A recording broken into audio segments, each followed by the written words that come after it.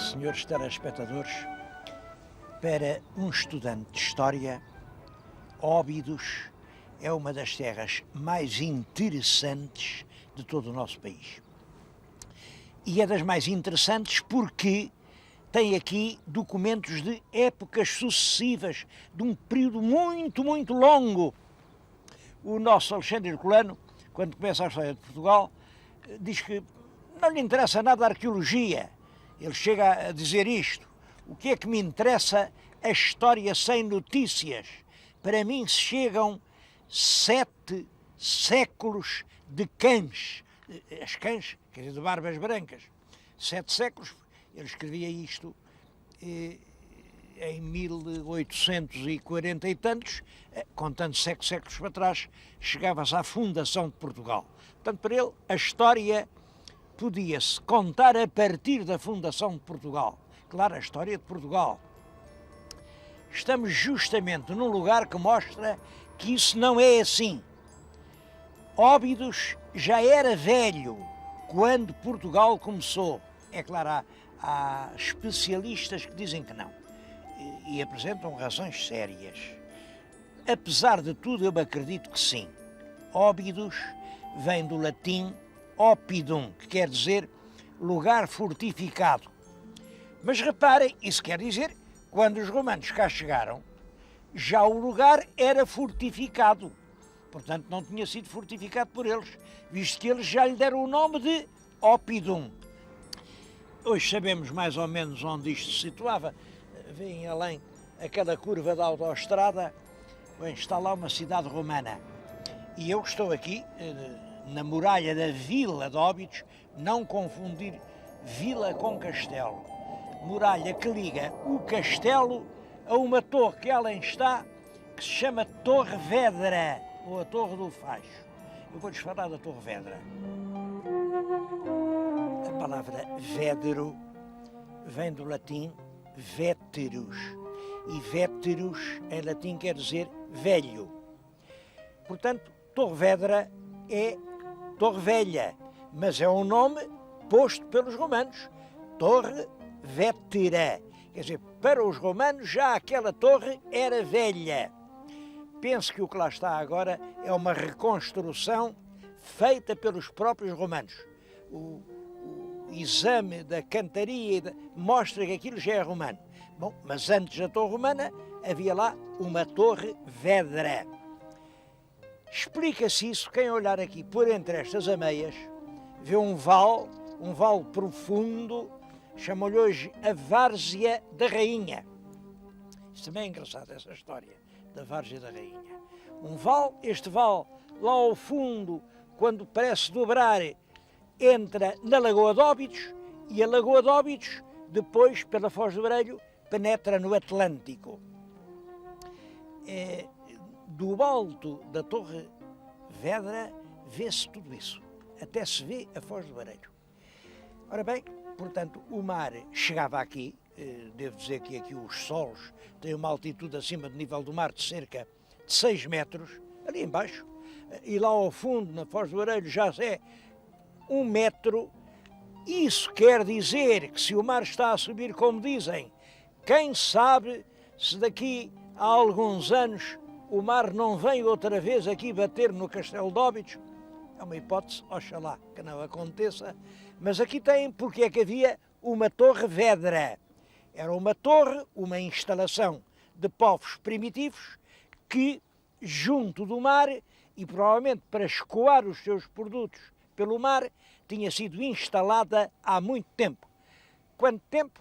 Bom, eu penso que não deve ser de uma época muito diferente das verdadeiras Torres Vedras. As Torres Vedras, lá está ainda um castro, aquele sabe-se bem a data, aquilo é de cerca de 2000 a.C. Sim, assim é, a verdadeira fundação de Óbidos tem 4000 anos. Será realmente do 2º ou 3º milénio antes de Cristo. É quando os primeiros coletores de metal vêm à Península Ibérica, fazem as suas fortalezas. Essas fortalezas significa que eles são estrangeiros, têm que se defender dos povos nativos, e daqui mandam pelo mar o metal, muitas vezes já fundido. Isso é perfeitamente visível. Olhem, por exemplo, naquele castro de Vila Nova de São Pedro, onde estivemos há dias, e, por exemplo, ali nos castros de Torres Vedras.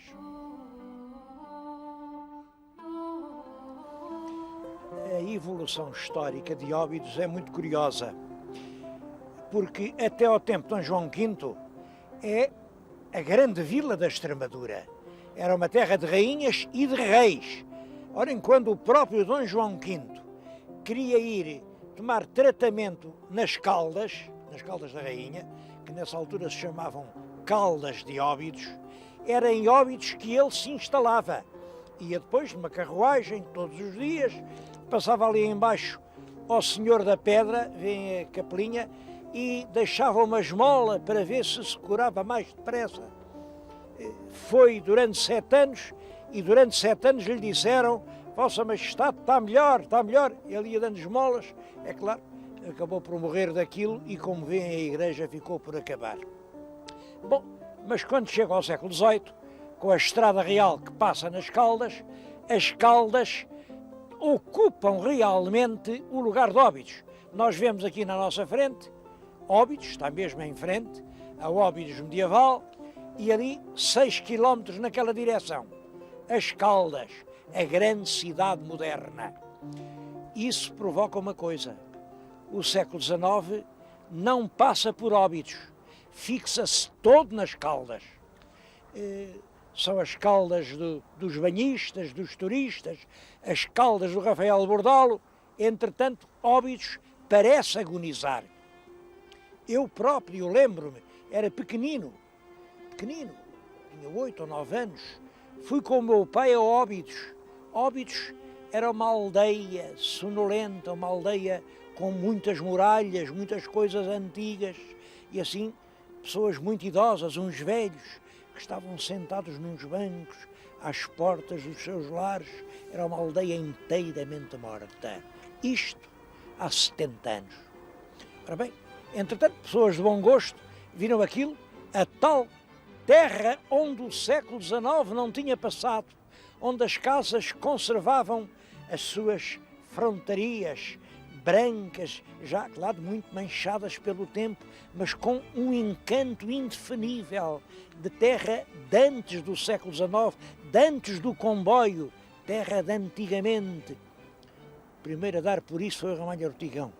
Passou por lá e disse: que linda terra que aqui se podia fazer. Bom, aconteceu isso quando desperta a vaga turística, ali pelos anos 30, 40, Óbidos faz-se uma terra que atrai turistas de toda a parte e volta a ser um dos polos turísticos do país. E tem o seu crescimento independentemente das Caldas. As Caldas crescem porque são modernas, Óbidos cresce porque é antiga. Tudo tem a sua vez neste mundo.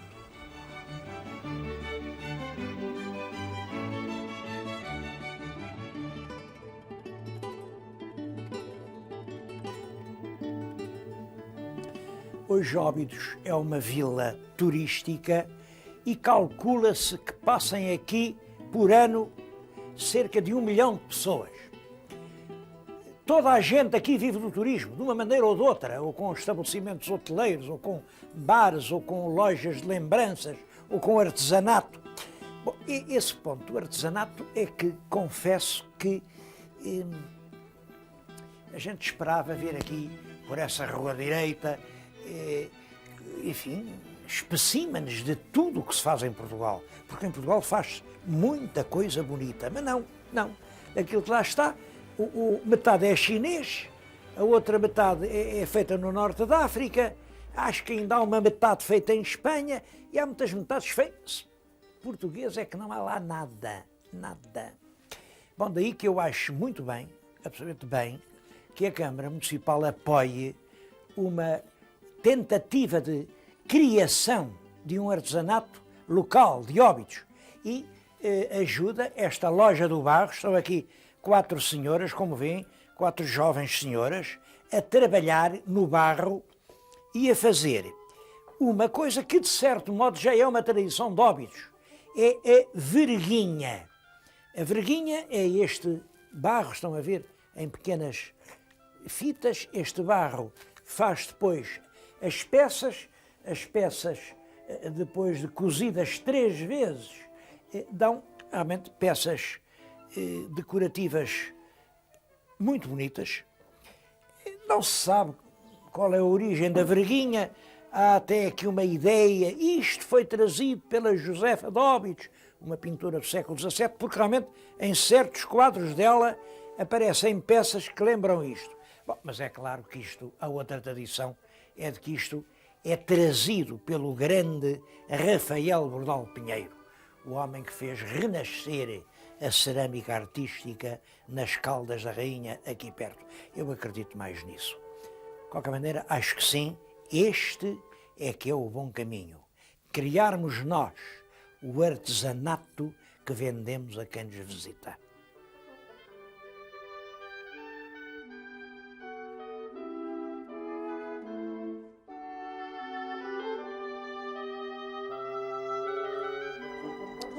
Das notícias de Óbidos, a mais importante é a descoberta de uma importante cidade romana.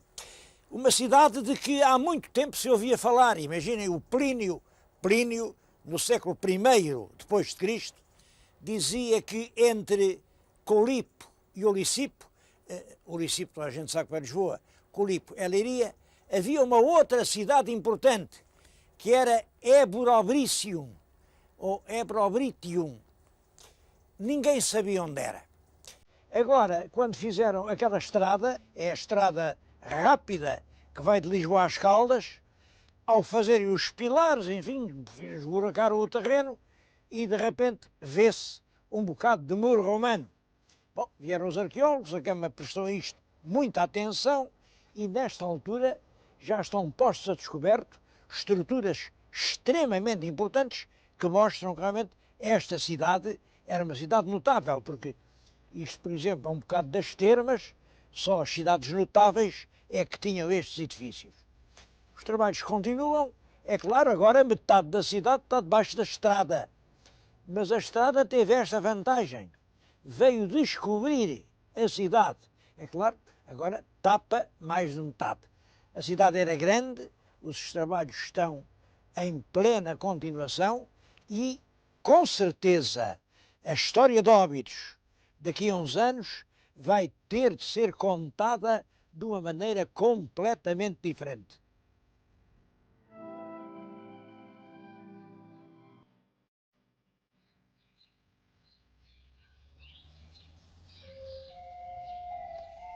Outro monumento muito célebre de Óbidos é este túmulo que fica aqui na igreja de Santa Maria. É o túmulo de um alcaide-mor de Óbidos que se chamava Dom João de Noronha. Os guias turísticos, até os desdobráveis, que estão agora a ser distribuídos, dizem que era Dom João de Noronha, conde de Gigon. Para verem a tolice que isto é, esse conde de Gigon era um filho bastardo do rei Henrique II de Castela e casou no ano de 1374 com uma irmã do nosso rei Dom Fernando. Reparem, 1374. Ora, este que aqui está, enterrou-se, diz aqui, em 1575. Portanto, 201 anos depois de ter casado. Bom, é claro, basta isto para ver que não é o conde Gigon, nem sequer pode ser um filho, nem talvez um neto dele. Eu acho que é um bisneto, mas é realmente dessa linhagem. Esse conde Gigon casa com uma irmã do nosso rei, tem uma ninhada de filhos, vem para Portugal quando o mestre Davi sobe ao trono e dão origem a uma das mais ilustres famílias portuguesas, a família dos Noronhas.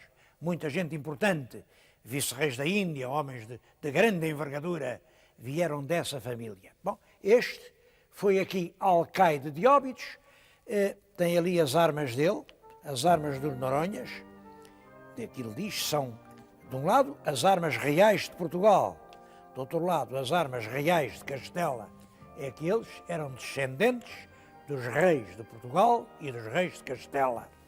E deste lado, as armas da senhora com quem ele casou, Dona Isabel de Sousa. Eram Sousas, dos Sousa Chichorros, que vinham também por bastardia do rei de Portugal, Dom Afonso III. Por isso aqui estão as armas de Portugal, aqui as armas dos Sousas. Eu peço que reparem no túmulo, que é uma das coisas mais dramáticas, mais emocionantes da escultura portuguesa. É uma senhora que leva o filho agonizante ao túmulo e realmente, enquanto dois anjos exprimem a sua imensa dor, isto a mim emociona muito e acho que emociona qualquer pessoa. Um outro pormenor, apesar de toda esta beleza, o túmulo foi vandalizado. Reparem nas mãos do Cristo. Alguém lhe partiu os dedos, numa mão e noutra. Bom, é que o túmulo já cá estava quando a vila foi ocupada pelos soldados de Napoleão nas invasões francesas. É possível que seja nessa altura o vandalismo.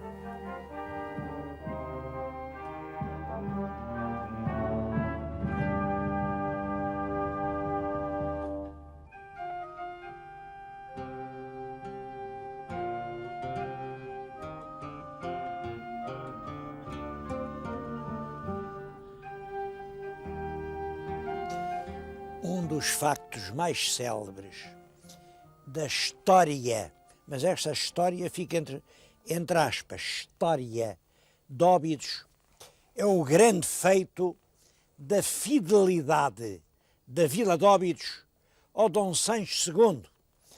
Isso é um erro que se continua a repetir. Eu tenho falado nisso, mas chego aqui espantado. Isto é um desdobrável turístico feito agora, em que cá está, 1246, ao manter a fidelidade a Dom Sancho II, Óbidos assegura o título de muito nobre e sempre leal, que mantém até hoje. Vamos ver a verdade disto. Óbidos é muito nobre e sempre leal. Segundo, esse título mantém-se até hoje. Terceiro, esse título foi dado pelo Dom Afonso III exatamente porque Óbidos esteve contra o Dom Sancho II. Então, mas que ideia é esta de contar uma história às avessas? Tudo isto tem uma explicação. É que realmente, quando o Dom Sancho II começou a reinar novinho, muito novinho, quando morreu o pai, ele era criança, os nobres apoderaram-se do governo, acabaram as cortes, acabaram os forais, começaram as guerras entre bandos de nobres, o país mergulhou de uma anarquia terrível, e aí os povos pediram ao Papa, chamando para cá alguém que governe isto, a gente assim não se aguenta. E o Papa encarregou um irmão do rei de Portugal, que vivia em Paris, que era o conde de Bolonha, era o Dom Afonso III, de vir a Portugal para estabelecer aqui um reinado, um governo que agradasse a toda a gente. Ele foi bem recebido pelas cidades e pelas vilas, mas muito mal recebido pelos fidalgos, porque é claro que os fidalgos era quem tirava partido de toda aquela anarquia, toda aquela confusão. Então temos isto. As vilas estão pelo Dom Afonso, que é o bolonhês. Mas os nobres estão pelo Dom Sancho, que era quem representava a tradição. Aqui em Óbidos passa-se isto. Os nobres metem-se aqui no castelo, o bolonhês cerca o castelo. O que o texto diz é que ele pôs cerco ao castelo de Óbidos, não foi à vila de Óbidos. E vila e castelo são coisas completamente diferentes. pôs cerco ao castelo e que a vila foi leal a ele, Dom Afonso. Por isso é que o Dom Afonso III, quando é rei, lhes dá o título de sempre leal. Pois é claro, estabeleceu-se a ideia romântica, ninguém já distinguia vila e castelo, tudo isto tem muros, e esse erro chega até hoje. E eu tenho pena, quando vejo numa publicação já deste ano, impresso realmente uma tolice que vem a desmentir toda a verdade do passado medieval português. Já viram todos a falar, e além do papel de óbitos, tenho também aqui um livro na mão, é um livro Património, Balanço e Perspectivas, e tem aqui datas que me preocupam. 2000 a 2006. Isto representa a política do Instituto Português do Património Arquitetónico até o ano 2006. Bom, e é o caso de dizer, a gente lê isto e não fica contente. Então, só se vai fazer isto. Então, este país que tem centenas e centenas de pequenos monumentos a cair de podres, eu nesta peregrinação tenho-os encontrado a cada passo, em cada semana tenho apontado 2 ou 3, e agora lê-se isto, no fundo, vão restaurar os grandes monumentos, eles não têm culpa porque não há dinheiro para mais, e isto só quer dizer uma coisa, é que realmente a ideia de que o património histórico, a raiz do passado, é um ingrediente essencial do desenvolvimento do futuro por causa do turismo que atrai. Essa ideia ainda não conseguiu penetrar na mente dos nossos governantes. Mas o principal monumento de Óbidos continua a ser e há de ser sempre o castelo. Um castelo que tem coisas feitas pelo Dom Afonso Henriques, coisas feitas pelo filho dele, o rei Dom Sancho, coisas feitas pelo Afonso III, coisas feitas pelo filho do Afonso III, que foi Dom Dinis, coisas feitas pelo Dom Fernando. Quer dizer, só este castelo é um álbum de história e até tem coisas feitas por nós. Vamos depois vê-las. Aqui, embebida na alvenaria da parede, estão a ver um arco antigo. Bom, aquilo é o que resta da igreja de Santiago, mandada fazer pelo rei Dom Sancho I. Eu tenho uma grande simpatia por este rei Dom Sancho, é o nosso segundo rei, é filho do Afonso Henriques, é um homem de paz, de administração, de fomento económico, é um homem que enraiza a semente da monarquia e é um homem que atravessou toda a vida comido por uma doença terrível, que era a lepra, o rei leproso. Toda a gente sabe em Portugal que o filho dele, o Dom Afonso II, era leproso, até lhe chamam o Gafo. Deste não se sabia, mas hoje não há dúvida nenhuma, os documentos são terríveis. Dom Sancho era leproso. As filhas herdaram a lepra, ou pelo menos a fama de a terem, por isso foram repudiadas pelo marido. E o próprio Dom Sancho, olhem, veio viver para aqui, para Óbidos, viveu aqui bastantes anos da sua vida, fechado, havia aqui uma muralha que não deixava contactar com a vila, a própria igreja tinha a porta do lado de lá. Hoje essa igreja caiu com o terremoto e tudo quanto resta desses tempos é aquele arco embebido na alvenaria anónima. Bom, depois há muita coisa no castelo. Olhem, no meado do nosso século, 1951, fez-se uma pousada. É uma das primeiras pousadas turísticas de Portugal, no meio do século. No fim do século fez-se outra obra, eu não sei que pense, aquilo é um auditório, fica a marcar o ano 2000. Quando se põe assim um remendo novo num manto tão velho como este, eu fico sempre perplexo, eu não sei o que pense. Aqui em Óbidos, toda a gente que eu vi estava um pouco como eu. Bom, aquilo escusava de se ver tanto, preferiam as velhas pedras. Bom, mas eu bem sei que o português é muito, muito conservador. Bem, o meu telespectador olhe, veja, forme o seu juízo e depois diga-me o que pensa.